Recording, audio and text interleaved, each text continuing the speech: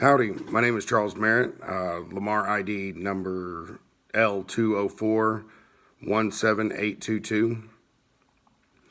I am 38 years old and currently in my 6th year of teaching. I am the math interventionist at Hempstead Middle School and Hempstead ISD in Hempstead, Texas. That's about 50 miles or so from Houston, downtown Houston.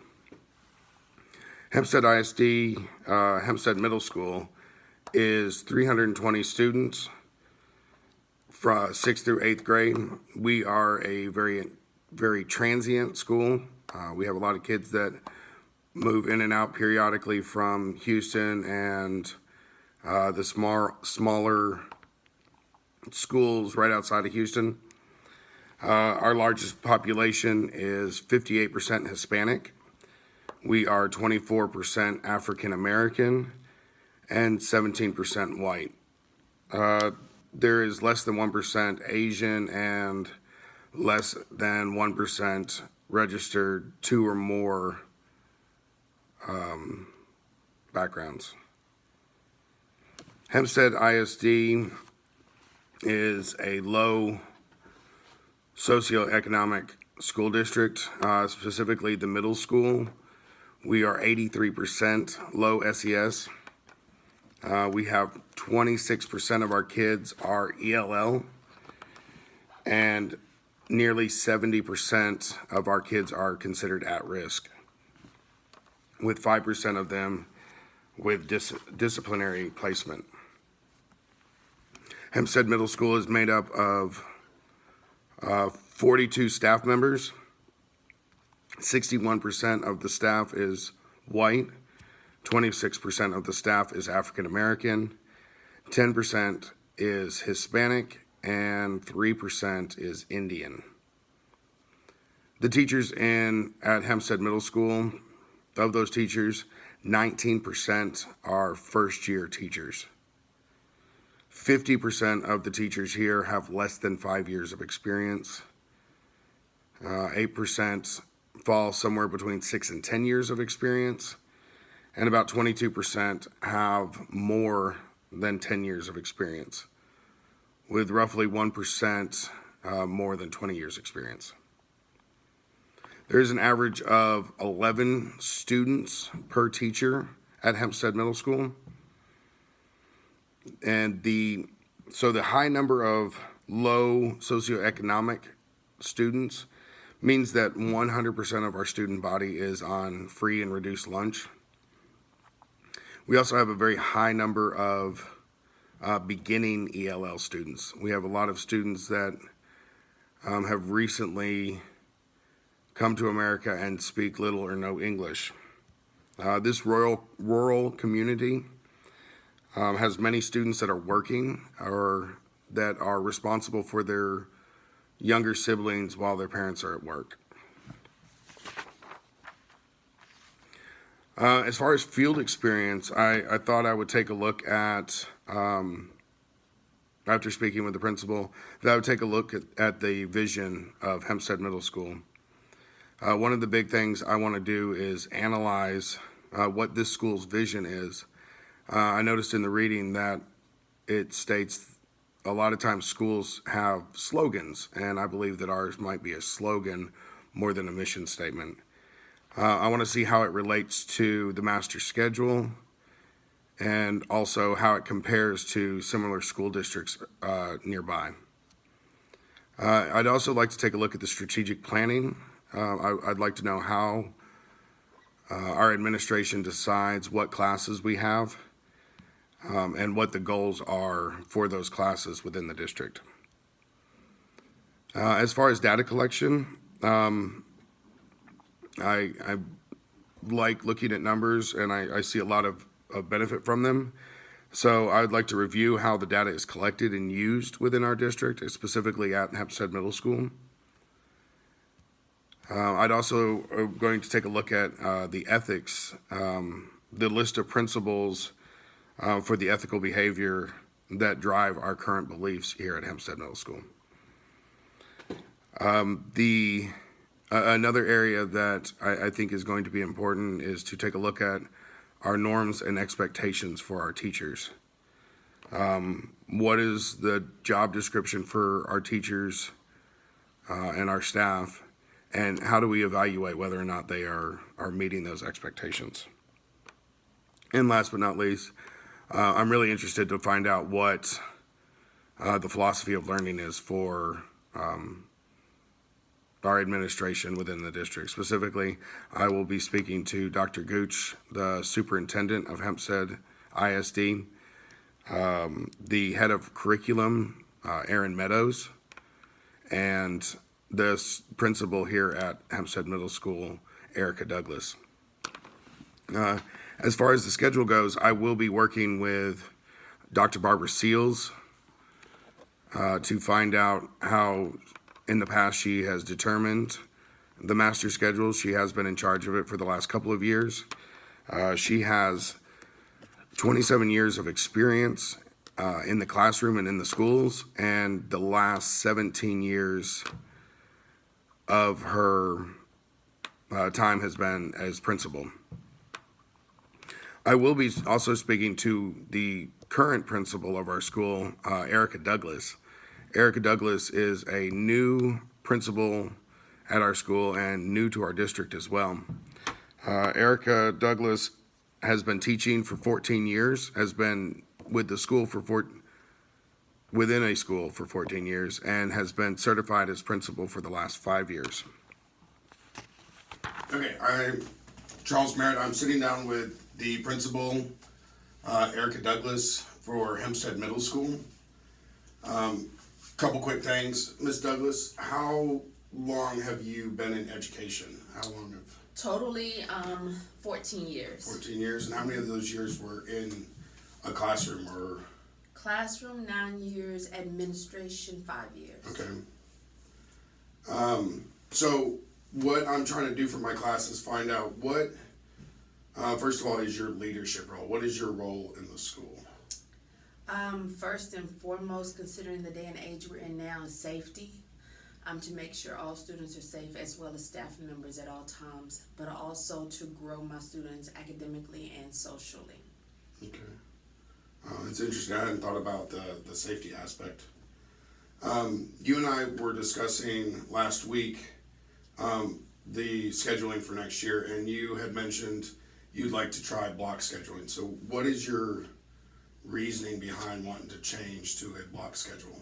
Currently, we're on an 8-period day, and each class is about 49 minutes. So when I look at my core content areas and the areas that are tested, math, English, science, and social studies, and that's for 8th grade, 49 minutes is not a lot of time. So once teachers get the kids in the room, get them seated, they get their supplies, they do their bell ring or their warm-up, we're already 8 to 10 minutes deep inside the class period time. So that doesn't leave a lot of time for direct teach, guided instruction, and then stations. I love for the teachers to incorporate stations or group work so the kids can collaborate. So 49 minutes does not allow enough time for it to all be done in one session. So when I looked at the scheduling, how could I incorporate more minutes into each class period? Going to a block schedule, I think, would benefit a little bit more. I am still looking at, the one I'm looking at, I want English and math every day, if at all possible, and then that would block science and social studies alternating every other day, and then they would have an elective every day.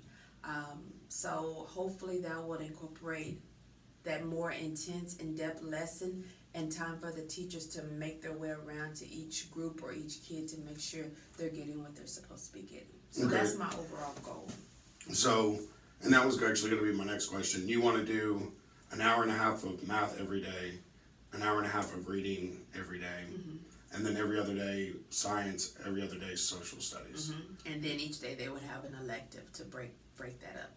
Okay, so just kind of following up on that, what concerns would you have as far as the math teachers having an extended amount of time? Well, my concern is making sure that they're able to fill the time and not have it just be busy work, so to speak. So going from 49 minutes to 90 minutes, that's a big difference. Right. And so it's utilizing those minutes to make sure that the lesson is taught to the rigor that it needs to be. There's time for questioning, and as well as time for kids to have academic conversations amongst each other. My concern would be, because we're a small school, if I have enough electives to kind of work it out so the schedule would work, as well as we're a small district, so I only have one 6th grade math teacher, one 7th grade math teacher, one 8th grade math teacher, and the same thing goes for English. So all those play a factor in trying to finagle the schedule to make it work, but make it beneficial, keeping the students first and foremost in their learning. Okay. So what is your process for developing that master schedule? What do you look at? First, making sure the number of minutes in a day that I have, that's the first thing, and making sure I account for all of those minutes, which include lunch. But making sure the start of the day is at a reasonable time, as well as the end of the day. And so those are like my barriers. And then looking at the minutes allotted for those core content areas, getting that in, and then making sure that it works for the benefit of the kids. I've kind of looked at possibly splitting teachers, having one teacher, pair them up so they have 2 7th grade classes, 2 8th grade classes, give or take. But then I didn't want it to be more work on the teachers. But again, we're in a small school, so I'm trying to move around different pieces to see how it works without overloading anybody. I think from a teacher standpoint, and thinking about this, I would probably take 2 days and kind of push 2 days together. But you're right; it would give us more time to actually do that.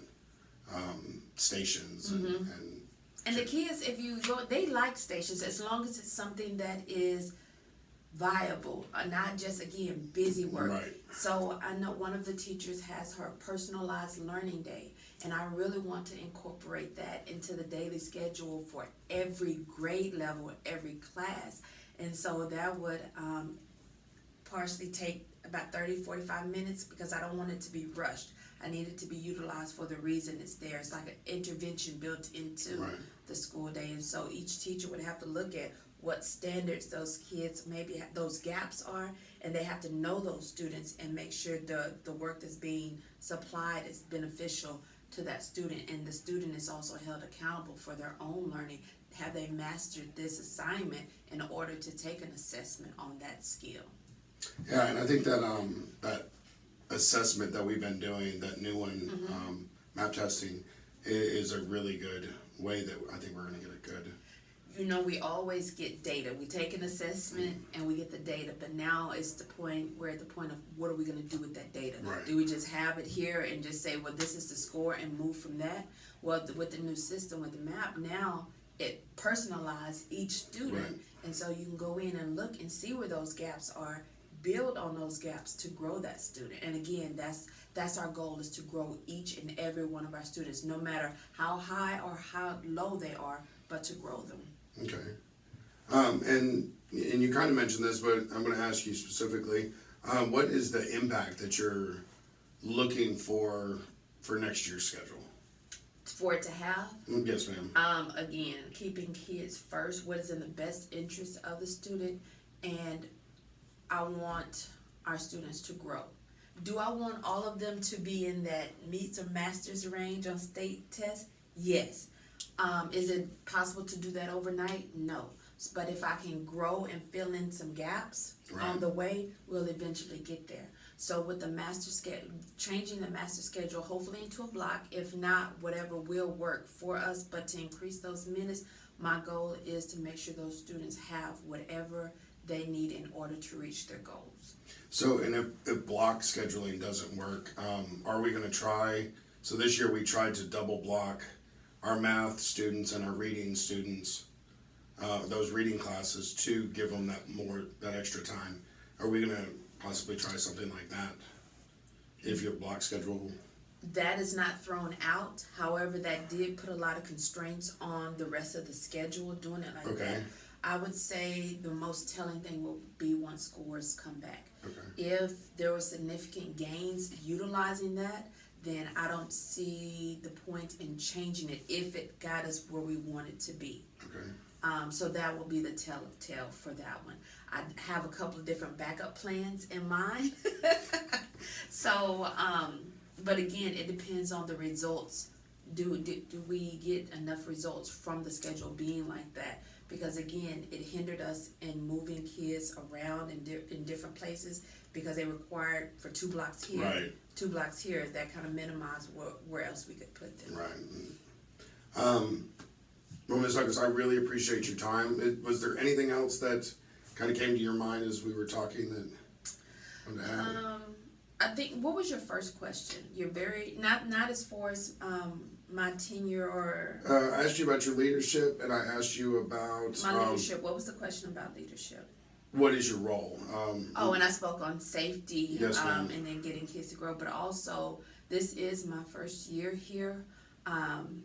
And not that I'm saying that it's bad by any measure, but it's also to build morale in both students and teachers. I want this to be a place where students want to come, but also my educators, they want to be here. I think that's very important. So building morale and then self-worth in the kids. Again, first year here, but just some of the conversations I hear and just the enthusiasm with some of the kids when they come to me, that inspires me. Yeah, it's awesome, and it's been really nice working with you this year. The other thing that was kind of coming to mind was in one of our resources, one of our books, it mentions that it takes 2 to 3 years for all this stuff to kind of to take place, and that's truly not anything I considered. I thought, here's my idea, let's put it in place, y'all make it happen, and 2 years to kind of set things up and get it going and get it moving in the direction that you want it to. I think, right now I think we're moving in a good direction. I do too. I agree with that 100%. Well, if that's it, I really do appreciate your time. You do pretty... Anytime. Hey, my name is Charles Merritt. I am sitting down with Dr. Barbara Seals, the Hempstead Middle School Associate Principal. A couple of things, Dr. Seals, as we're getting started. I was curious, how many years have you been in education total? I've been in education for 27 years. 27 years, okay. So, of those years, how many of those years were in the classroom? How many were teaching? I taught for 4 years. When I first started teaching in elementary, I taught 3rd and 4th grade. And then I became a counselor, so I kind of moved into teaching college recently. For the past 5 years, I've been an adjunct professor at Lone Star College. Okay. And so you said 3rd and 4th grade, what subjects was it that you taught in? Oh, so it was back in the 90s, early 90s, so it was self-contained, 3rd grade a couple years, and then my last few years I did 4th grade, but I taught English, math, science, social studies, handwriting, art, and theater arts to one group of kids the whole year. Okay, so we kind of had a conversation about this. I think that's really, is really cool. I don't know that I could teach 3rd or 4th grade, but I do think it's really interesting to kind of be in charge of all the subjects. When you were doing that, was there something that you really liked about that about teaching all the subjects? Yeah, well, it was kind of intimidating for a first year teacher, but then it was exciting more because I could develop themes and integrate so that the courses were not standalones, and so then the students can apply different things in different content areas. And I think it worked very well for me, and it worked well for them, and it worked really well with having them, build their own interest and getting to know each other, but also learning what they needed to learn. And I previously talked about that. We were saying that, to be able to have a theme to go across several subjects, to be able to use math and literature. And you mentioned that y'all, in that previous school had done a play, your theater class. Right. So that was in my early teaching. So I became a school counselor, and so I was at a magnet high school where they had STEM engineering with theater and the arts, and so which did the same thing beautifully. For instance, we had Peter Pan production. Then the students wrote an altered version to Peter Pan. Then they had the art students and the dance. I mean, they choreographed dances and the whole production with the theater and the dance troupe. And then the engineering students came up with different props that like to fly Peter Pan and for the other characters to fly. They even made like little stilts and stuff to go along with it, and anything that would propel. I mean, they were so excited for somebody to be thrown around in the theater room, but they did so well. I mean, in the theater room was the auditorium. It was not a big one, it was kind of small, but they really used the space that they had to interject a lot of action from where the audience, no matter where you sat, you could see. So it was exciting for all of them. It was amazing. Actually, that school, they get asked to perform in New York all the time, and the troupe and the theater, and they won the Grammys for the Tommy Tunes. Oh, really? There's the Tommy Tunes, yeah. And and I think, and never had, I was a counselor, but there wasn't really people in the assistant principal's office or anything because everybody was doing things. And, as the counselor and assistant principal, we would go out all the time. So I spent most of my time in the class with them, and it was exciting. See, and I think that would be a great way to really be building on all the subjects and really showing the kids how that they're being used. Right. And so the last question, just as part of your introduction, how long have you been a principal, admin? For about 10 years, and I mostly assistant principal. I was the dean of instruction for a large high school in New Caney for a couple years, and I've been here. This is my 5th year here. But now I'm associate principal. Hoorah, more job duties. Okay, so speaking of job duties, what is your leadership role as associate principal?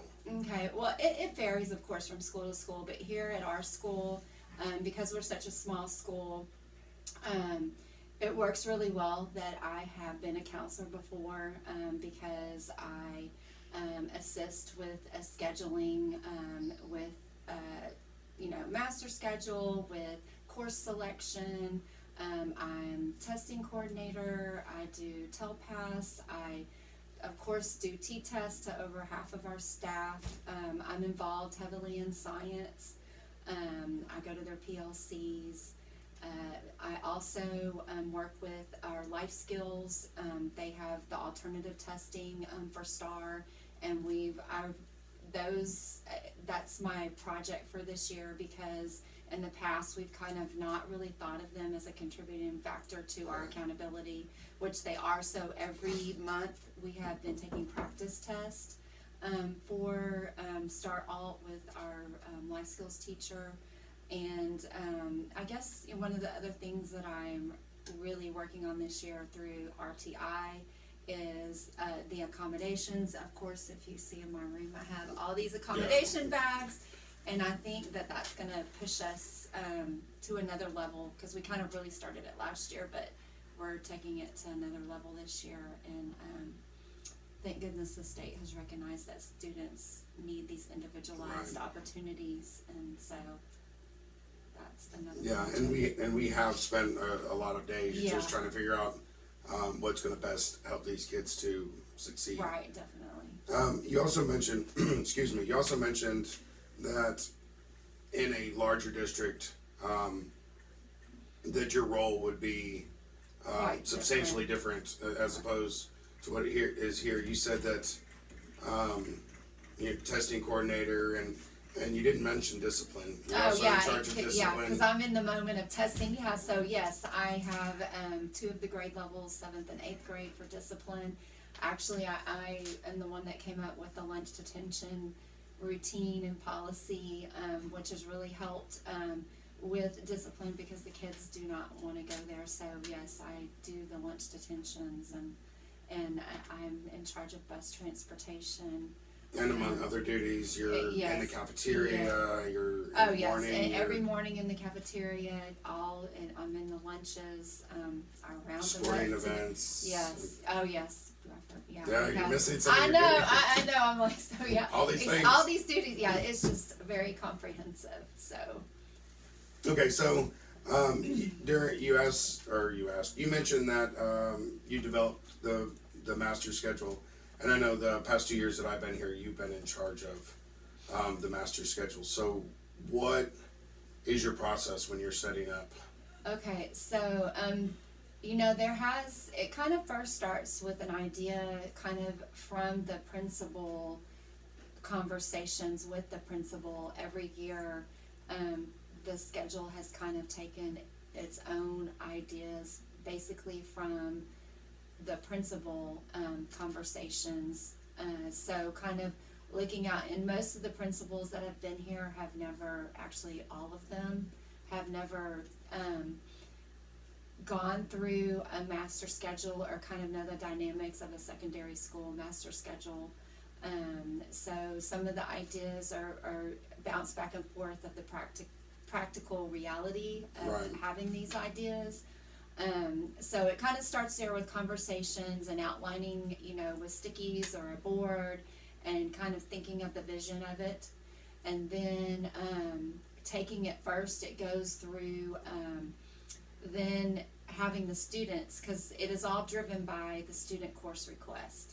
So, once the students are given requests, to pick their, and it's basically in the middle school, their electives, because their core subjects are already pretty much decided, but the way the core subjects go, kind of is discussed with the principal, whether it's double blocked, or we just acquired having honors last year, we never had that before. So you take into account the students picking if they want regular or honors, and the electives. So once all the course requests come in, they're entered into the computer, and then there's a spreadsheet that kind of, comes out. It's a course request tallies.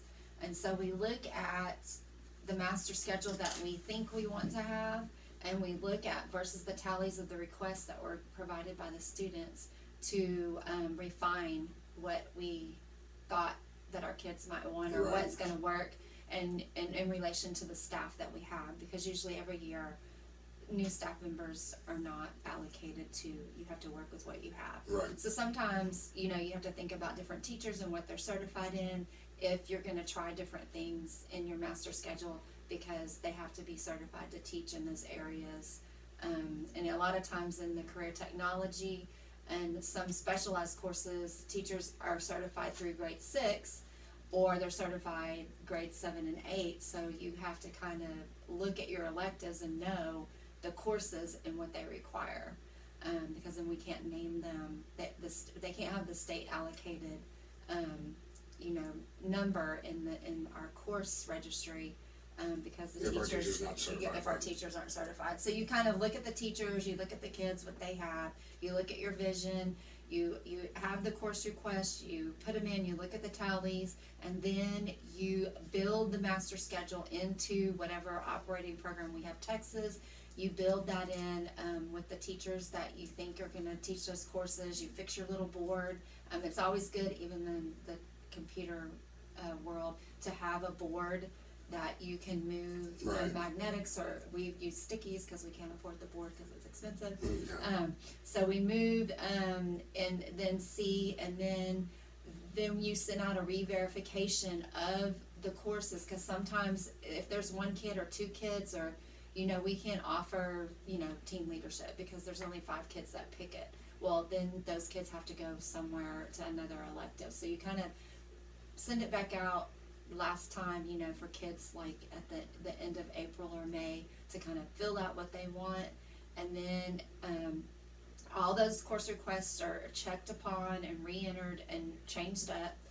Then after the month of June, the counselor kind of starts taking an active role in getting all those course requests fixed and making sure whatever we have on paper for that teacher, it's all set up, the classes in there.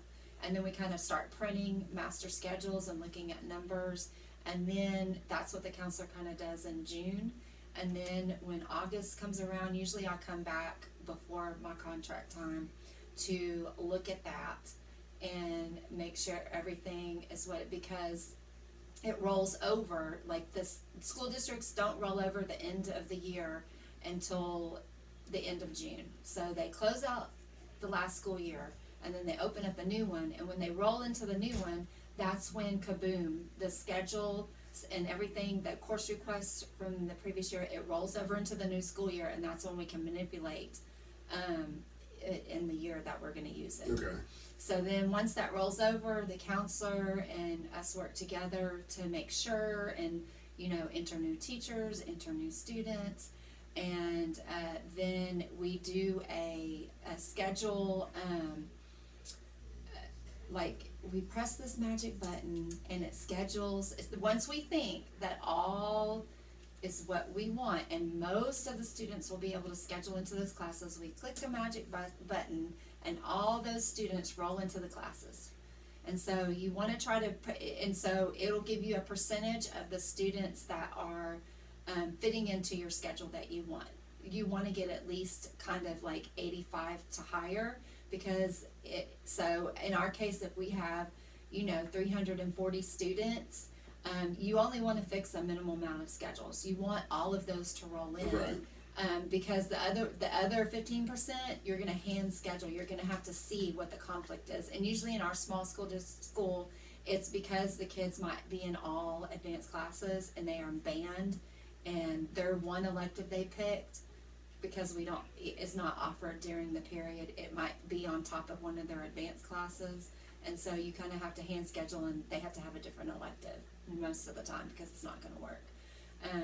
But the perfect, you know, world, we want to try to get as high as we can on that percentage. If you like what you have, then you kind of lock it down. If you don't, if it looks horrible, because I've seen it before, like at 30-40%, you need to go back and look at that master schedule, because what the kids and what they need, that's not matching. So it's kind of not necessarily what you think you want as the principal or Right. whatever, it's what the kids need and what can happen. And so you kind of have to go back to the drawing board. But once you can dump them back out and fix it again and dump them back in to see and test it until you want to lock it down. But you don't have that much time. You can't play with it because school starts at the end of August. Right. So you kind of have to, Different schedules out. yeah, and you have that Meet the Bobcat, and the parents want to look at a tentative schedule. So you really have only you cannot redesign. Once you do it, I mean, you can tweak it up, but you can't like reinvent a whole new way, because it takes a tremendous amount of time to enter, because not only do you have to look at, you know, Algebra 1 for this math teacher, but when you enter courses, there's a lot to do with, you know, you have to put the times in and the periods. You have to, if it's for high school credit, there's all kinds of indicators that All right, so still sitting here with Dr. Seals. We had a little technical error, so just kind of jump back in where we were. I was asking you about the impacts of the upcoming schedule. What sort of impacts do you look for the students? And just kind of a reminder, you're talking about it's for the students. So if Right. you could. Right, and so basically we look at what the students want in their request, and that's what dictates what the master schedule is going to be. Then we kind of look at our teachers, what they're certified, and kind of match them up to the master schedule. And that's, I mean, the whole goal is to do the schedule ultimately for the students, but then pulling in our staff to see where they're certified and how they can support the master schedule with the students, because it's dictated by their request. Okay. And then the part that we missed from the recording, I was asking, is there anything else that as somebody who's going to be, hopefully someday a principal, Right. is there anything that I need to know? Yeah, and I think I was talking about how, it takes a lot to you wear so many hats, even no matter what school you're in. You have to have the compassion, and because it's not just you're here for the students, you're here for the teachers, you're here for the community, and kind of, you have to have the soft skin but the hard skin at the same time, and being able to be flexible and versatile, and because you're actually, just like in that training yesterday, you're a manager of human resources, and we are in, people sometimes don't think that education is, a customer service business, but it is. You're here to serve your students, you're here to serve your teachers, because without your students you wouldn't have a school. Right. Without your teachers, I mean, that is your biggest, to make sure, and is because you want to keep your good teachers, and you want to make sure you have those that will help you with your students. But it's, oh yeah, and I was talking to, you don't ever really know this job until you actually start walking it in a daily. I mean, like you're doing some shadowing, and you do great things for us at the school, but you're seeing glimpses of things, but until you actually get involved, and every school's different, has their unique different set of experiences, because every assistant principal in Texas or associate principal, that's why I love going to the task conference they have, the secondary school principals, because it's neat to kind of share and get ideas, because not every school is exactly alike. But I think you either love it or you realize I need to be a teacher again, which a lot of people can't handle some of the things with it and decide to go back to the classroom because they love teaching. Right. And I still love teaching, so I teach at the college, which I love. But I really love, it's neat to have a global picture of your school and be able to have that impact.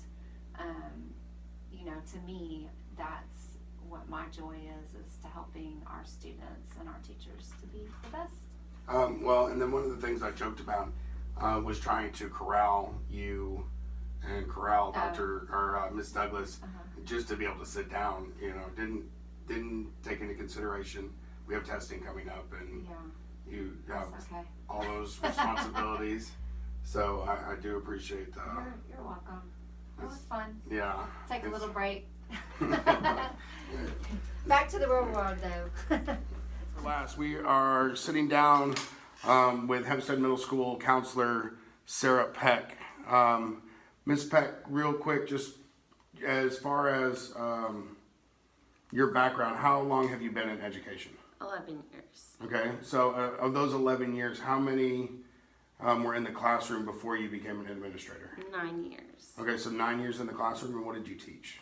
I taught 4th grade language arts and social studies and 7th grade language arts. Okay, and then the last 2 years, relatively new to the counseling. Excellent. So, quick question, just what is your role, what is your leadership role as counselor of the middle school? My role is to support the students. So on a social basis, academic, developmental basis. Also work with the community, bring parent involvement into the school, like with PTO, anything that is for the success of students. Okay, and so recently you've started bringing in SWAT club. Yeah, so Prairie View, A&M, Hello Hempstead. students and sitting with our kids as mentors, which has been great. That's a really cool program. So I'm trying to find out about the master's schedule. So what is your process when you're looking at a master's schedule? How do you and the principal sit down and kind of go about? My experience so far is the principal basically does a master schedule and tells me try to make it happen as close as possible to what they want. This year, for the next school year, it's sounding like it's more of a collaborative effort. So, just kind of start thinking about what how you could make like a block schedule happen, or just a regular schedule with an advocacy class. And so that's new for me. When I have worked with just like, here's your master schedule, do it. I build it by like putting this classes in, and then using the course request to start filling in the students, and then I balance it after that. So it's kind of like a tiered process. Okay, and so when you say you fill it, do you start with the core classes, or do you start with, for me, I was telling Dr. Seals that I had a hard time pulling kids out this year because of our ELL courses. They have to be in specific spots and our band. So is there certain classes that you start with, or is it core classes you start with? I usually start with the core classes, or like the required classes like Read 180 for the students that need the interventions in the ESL. And then I take all the kids' course requests and I start filling in that way. And then I look at, like, if we have a huge need for a certain class, then I know that I need to maybe make more than one. Or if I don't have, I think we didn't have a huge need for honor social studies in 8th grade. And so they took away that title, but still kind of kept the kids that wanted honors together, because I don't think there's enough to make like a legitimate, yeah. Okay. And then as far as when you're developing, or when you're part of that master schedule building, what impacts do you think are that you're looking for, or that the principals are looking for with building that schedule? I think where the most need is, I know this past year, it was ESL. We had a huge ESL group coming in, and so we were having to see how that impacted the rest of the courses, because we had, and I think in the year before, we had 0 beginners, a couple of intermediate, a bunch of advanced, and I'm drawing a blank, the next one, not advanced, but So mine now, and I can see the letters. The Topaz letters. high. Advanced high. Advanced high. So this year we had the whole spectrum. We had quite a few beginners, a lot of intermediate, and then advanced and advanced high. So that kind of, I had to change the ESL program around, because we had to somehow make all of that fit in a 7-period schedule, because Ms. Mewis has a conference period that she needs to. Do y'all, the administration at the middle school, are y'all giving a heads up, kind of, well, this is what you've got coming at you as far as ESL and ELLs? Yes and no. Our ESL teacher, Ms. Mewis, is really good at kind of talking. She's good at being in the know, but they didn't receive their scores until, I think, August or September, so they didn't exactly know the true placement of the kids until it was kind of late in the game. So she tries to relay as much information as possible, but sometimes it's still, there's some room for error. Okay. So the last thing I was kind of curious about is Ms. Douglas, our new principal, is trying to work out block scheduling. So just from what you've seen so far, what are some of the conflicts that you foresee happening? I think it's a great concept. I sometimes wonder if maybe our kids are a little too mature for it. I know in high school it usually works really well. Some other conflicts, maybe electives and how students will be able to get electives and how many, because I know that she was looking at like certain, like I think reading and math every week, every day in the week, yeah, and then social studies and science. So wasn't sure how the electives would play, and that would be completely new for me. So I don't have a whole lot of experience on it. Yeah, I went to high school in a block schedule, but I've not actually worked in block schedule, so that if it works, that would be interesting.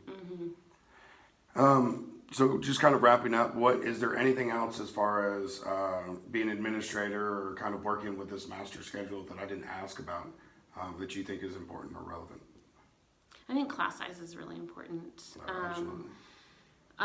Each school district seems to have a different idea of what is the max. So I know when I worked in Sci-Fair and the elementary level, they tried to keep it to 20 kids max. In the middle school area, they would have 30 to 35 kids in a classroom. Here, we try to max it out at 22. So I think that plays a factor in academic success, because if you have too many kids, sometimes Right. there's not enough corners for some of them. Spoken like a fourth grade teacher. Yeah. Well, Ms. Peck, I thank you very much for your time, and we're done. So to summarize,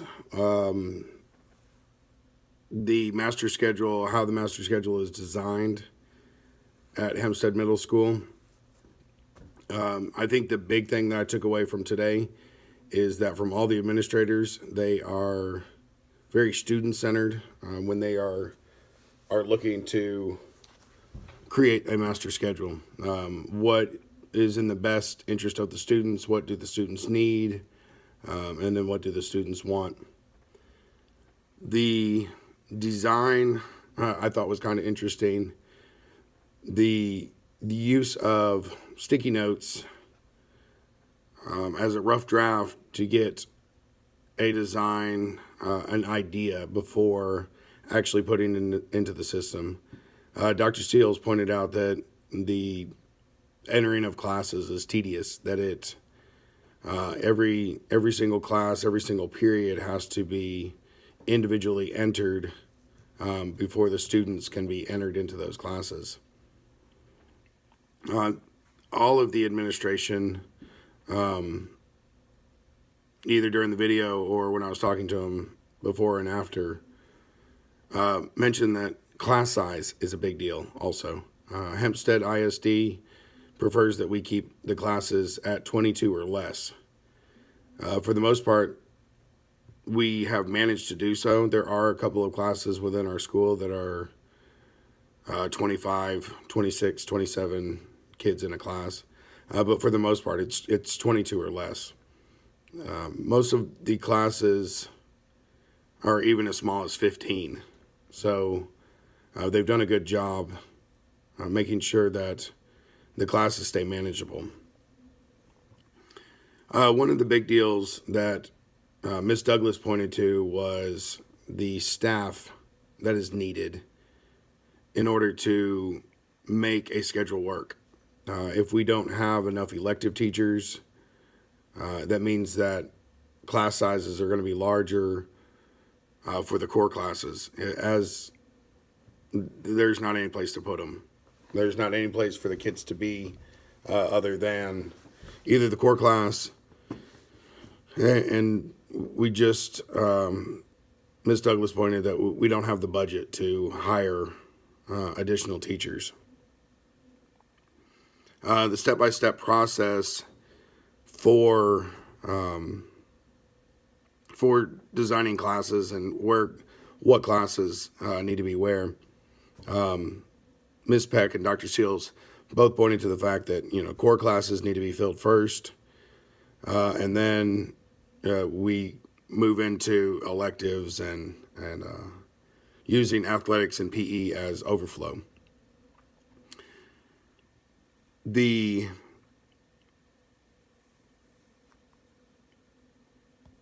times and the facilities of the class, where we're using. Hempstead ISD is a small district. There's 3 buildings. We have an elementary, we have a middle school, and then we have high school. We are right next door to the high school, and this year we have used the high school's facilities for some of our classes. Specifically, we've used theater arts, and then we have some kids going for music appreciation at the high school. If it wasn't for that, their schedule this year would be much different than it is. The primary focus, the big thing is we want our students to be successful. So in whatever way, whatever form that takes place, we are looking smaller classes. We want some of our kids, we do have honors classes, AP classes for some of our kids, which is new this year. The AP class, the AP math class, is the only blocked class, which means it's 2 class periods, is the only blocked class for math this year. And then 7th grade reading and writing is a 2-period class. So the 7th graders have lost electives for this year because they have, specifically the honors students, have lost classes for this year because they have 2 math classes and then they have 2 ELA classes. Then they have to have science and social studies, and that right there makes 6. And we are on an 8 class period scheduled day. A lot of those students are also in athletics, which that's the 7th, which leaves them one elective, 1 period of something other than what they have to do. I think the big thing that jumped out at me is I didn't realize how difficult it was to get people in places. I just assumed you made a class master schedule and push the button, as Dr. Seals said, you push the magic button and everybody just automatically falls into a place. And that is not the case. The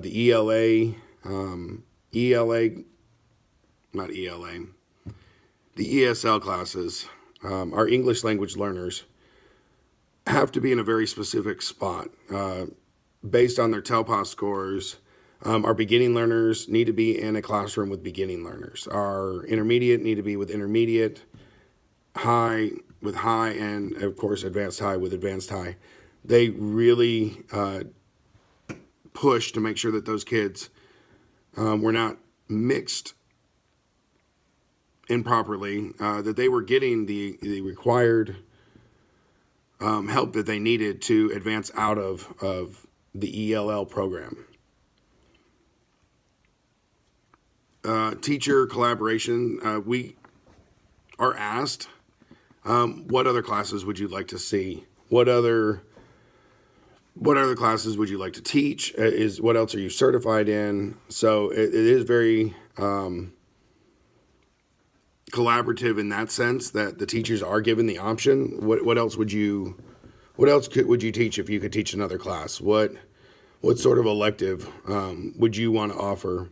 Is there one class period that you'd be willing to teach choir, teach computer, and with that in mind, they offer those classes. Our school policies and practices. Last year we were on an extended day. We went to school from 8 o'clock until 4:15. We had an extra class period, a 9th period, that was strictly devoted to RTI. So every student, every single kid in the school, at the end of the day, had an RTI class, a class where we were very deliberate in making sure that we were focusing on the needs of the student. This year, that is not in place, and it has been an adjustment. We're having to pull kids out. Specifically, my position as a math interventionist, I'm having to pull kids out of an elective to address those areas where they need extra help. We are given, as teachers, a PLC, a planning period where we can work with other math teachers, in my case, and then also a conference period. So there is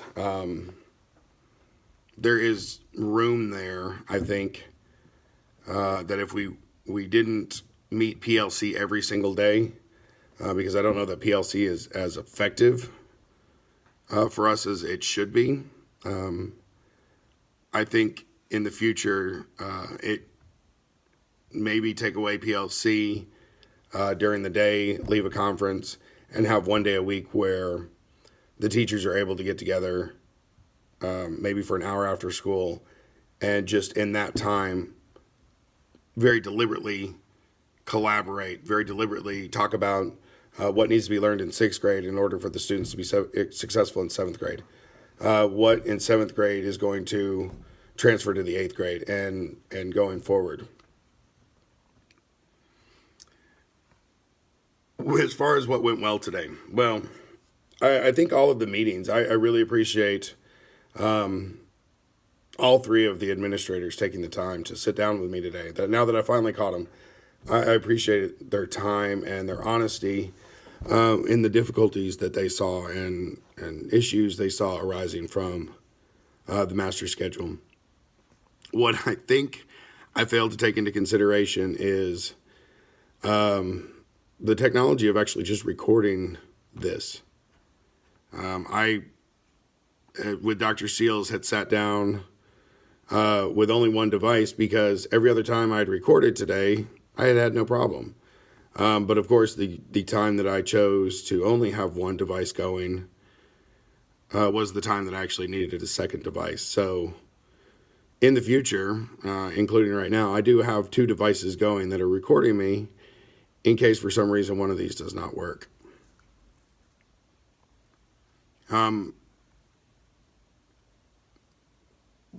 I don't know that there was anything I would change about this process. It was difficult. We are getting ready to test this week and next week. So it has been difficult to catch my administrators. It has been in such a small school. Dr. Seals mentioned that she wears many hats. She's in charge of testing. She's in charge of RTI. She's in charge of accommodations. She's in charge of a lot of things while also performing AP duties, discipline, and so it was very difficult to catch her. Even having planned in advance that we were going to meet, one thing got thrown out of whack, and then everything else just kind of fell to the wayside. That was pretty difficult, but we did finally get that worked out. What surprising information was revealed to me in this experience? I was very appreciative of the fact that all 3 of the administrators, all 3 pointed to the fact that this is the master schedule, that this whole process is student-centered. It is about the students. We are here to service them and help them grow, that we are managing a human resource that is these children, and that by the master schedule is ensuring that their needs are being met, and that we are addressing issues in order to make them successful.